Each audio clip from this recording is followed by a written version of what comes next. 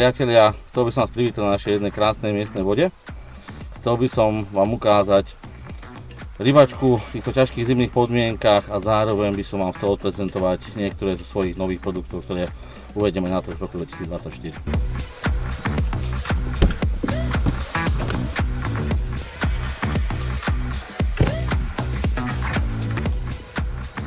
Na dnešnú rybačku som zavolal so sebou svojho kamaráta Matúša, aby sme vám dokázali odprezentovať naše nové produkty dvomi spôsobmi. Jeden spôsob bude taký laickejší, prístupnejší bežným rybárom. Matúš sa pokúsi chytiť ryby rebrovým košíkom, ktorý bude plnený našimi peletami. Ako nástroj bude používať naše halibutky chytacie. A ja sa vám pokúsim priblížiť pretekársky spôsob lovu, viac menej budem mať všetko tak ako na ostro na pretekoch. Použijem do metodového košíka takisto svoj mix peliet a vyskúšame aj v tejto 4-stupňovej vode prekabátiť nejaké miestne šupináče. Naša rada z dielne Tomy obsahuje 3 základné druhy. Všetky sú určené momentálne primárne na chladnú vodu pod 10 stupňov. Rada obsahuje sériu Salty Fish. Jedná sa o nástrahy, ktoré sú výrazne slané. Ďalej obsahuje sériu Chili Spice. Chili Spice je séria, ktorá už podľa názvu nám naznačuje, že bude korenistá až pikantná. Takisto veľmi účinná v tejto studenej vode. A tretí druh je Winter Carp. Winter Carp je, podľa názvu nám to tiež predurčuje, malo by to byť studený zimný kapor. Sú to pelety, ktoré sú dipované špeciálnym posilovačom určeným práve na túto chladnú vodu. Séria obsahuje chytacie halibutky vo veľkosti 14 mm a 20 mm a ďalej obsahuje krmné halibutky pelety, ktoré sú určené už nie ako chytačky, ale sú určené na plnenie košíka, či už rebrového, metodového alebo klasického rybárskeho. Začali by sme tým, že si namiešame peletky, ktoré budeme používať na krmenie do košíka. Na jednu 3-4 hodinovú vychádzku nám bude stačiť približne 1 kg týchto peliet. Momentálne sú balené po 600 g, takže zamiešam 2 balíky. Balík obsahuje, hneď ako otvoríte, zbadáte, že obsahuje anglické vločky, ktoré sú zvlášť v sáčku. Tie na začiatku dáme bokom. Začneme tým, že obsah 2 balení si vysypeme do vedierka, premiešame, prehrabneme rukou a postupne veľmi opatrne prilievame vodu. V tomto prípade platí, že menej býva niekedy viacej. Oveľa jednoduchšie je to dovlhčiť, ako tú vodu už potom sa snažiť odtiaľ dostať, to sa nám už nepodarí. Takže veľmi opatrne. Ja to vždycky robím tak, že na začiatok to navlhčím do približne takéto konzistencie, ako vám teraz ukazujem. Na oko sa to zdá vlhké, avšak voda na spodku vedra nestojí. Len pelety sú vlhké. Keď to máme takto zavlhčené, pelety si dáme bokom, oni potrebujú čas. Ideálne je miešať si tieto pelety 2 až 3 hodiny pred lovom. Čím je voda chladnejšia, ktorým to miešame, tým to trvá dlhšie. Potom ako sme pelety 2-krát alebo 3-krát postupne v intervaloch navlhčili a sme naozaj presvedčení o tom, že konzistencia je taká, aká má byť. Správnu konzistenciu môžete vidieť práve na záberoch. Tak na finišovanie máme v každom jednom balíku pribalený sáčok anglických vločiek. Tento sáčok otvoríme a prisypeme už do hotového mixu, nikdy nie na začiatku, nakoľko tá vločka by sa nám napila vodou a ostala by potom taká škaredá. Nedávame tam tú anglickú vločku len kvôli tomu, aby to bolo krásne farebné a zaujímavé pre nás rybárov, ale dávame to z takého dôvodu, že z mojich skúseností vyplýva, že pokiaľ krmná zmes, respektíve pelety, obsahujú viacero farebných čiastočiek, ryba oveľa dôveryhodnejšie pristupuje k tej našej nástrahe. Tie naše nástrahy wafterky, ktoré používame pri klasickom method feedri, sú v zásade žlté, oranžové, biele, proste sú inej farby ako ten podklad, ako tá krmná zmes. A týmto pádom, keď tam dosypeme tú anglickú vločku, tak dokážeme presvedčiť k záveru aj tie najopatrnejšie ryby. Ale vždycky doporučujem 2-3 hodiny pred samotným rybolovom, aby tie pelety došli, aby mali takú konzistenciu, akú potrebujeme. Vždycky pred lovom sa snažím na dištančných tyčiach namerať si presnú vzdialenosť, kde budem loviť. Je to veľmi dôležité kvôli tomu, aby sme vždy hádzali na jedno miesto a tie ryby si nerozptylovali. Pri love na feeder používam dištančné tyče, ja ich mám vzdialené od seba 5 metrov, týmto si ja vlastne určím, aké vzdialenosti chcem chytať. Dneska som sa rozhodol, že budem loviť na 50 metrov, tým pádom urobím 10 ovinov okolo týchto tyčiek a viem, že som na vzdialenosti 50 metrov.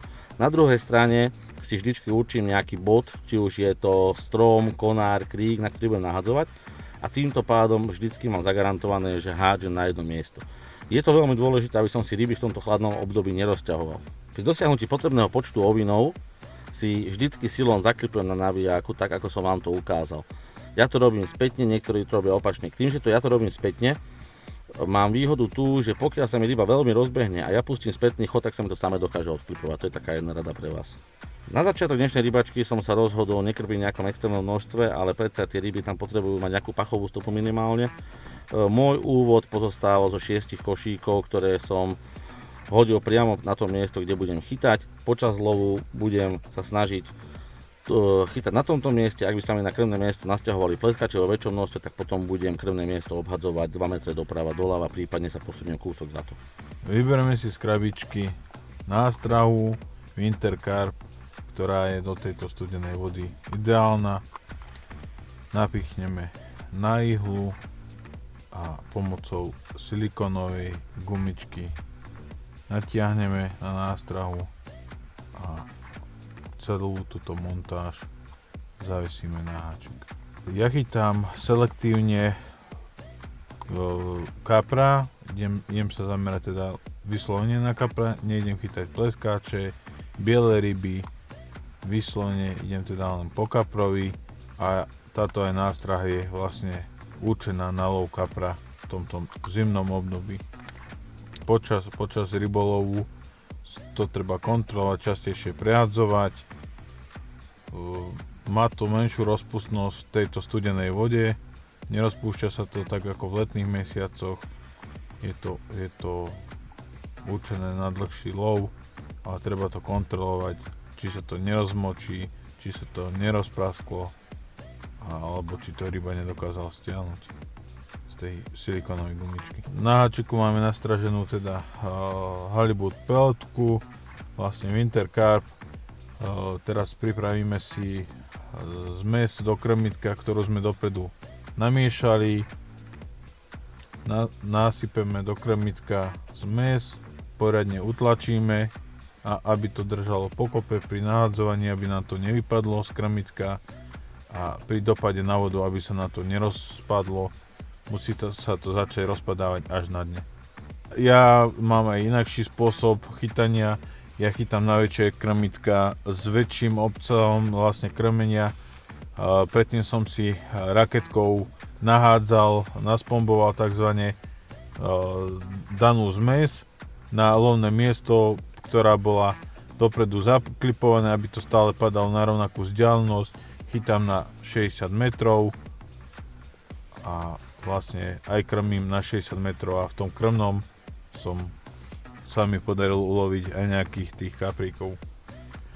Nakoľko vonku sú 4 stupne, sem tam nám sneží, sem tam nám zaprší, slniečko vykúkne, je to také dosť nevhodné počasie už na lov kapra, ale pri dobre zvolenej nástrahe a krmení sa dá chytiť aj v tomto neskorom novembrovom, skoro konco novembrovom počasí dá sa chytiť kaprík. Nie je to nemožné.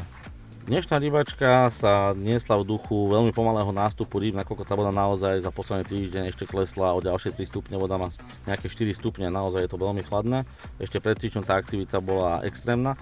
Avšak vďaka našim výrobkom sa nám predsa podarilo prekabátiť miestnych šupináčov. Rybačka začala byť zaujímavá približne po hodine, keď sa na krmné miesto nastavovali pleskáče.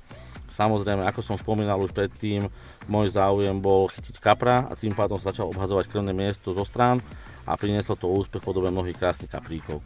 Matúšovi sa taktiež darilo, o čom sa môžete sami presvedčiť. Som rád, že ste dnešný, síce už naozaj pocitovo zimný deň prežili s nami. Som rád, že som vám mohol odprezentovať naše nové výrobky a takisto sa podeliť s nejakými drobnými trikmi a vychytávkami. Produkty, ktoré som odprezentoval, budú v predaji v roku 2024. Momentálne ich mám na predajni a viete sa ku vám dostať formou daru. Pri nákupe nad 30 € dostávate u mňa automaticky jeden balík chytačiek a pri nákupe nad 50 € dostávate jeden balík mojich peliet, ktoré sú určené na krmenie. Samozrejme, zákazníci, verní priatelia už tieto produkty dostali, testujú ich a som veľmi rád za ich spätné odozvy. A takisto budem rád, keď sa tieto produkty dostanú čo najskôr ku vám a takisto mi dáte svoje skúsenosti, tipy a postrehy.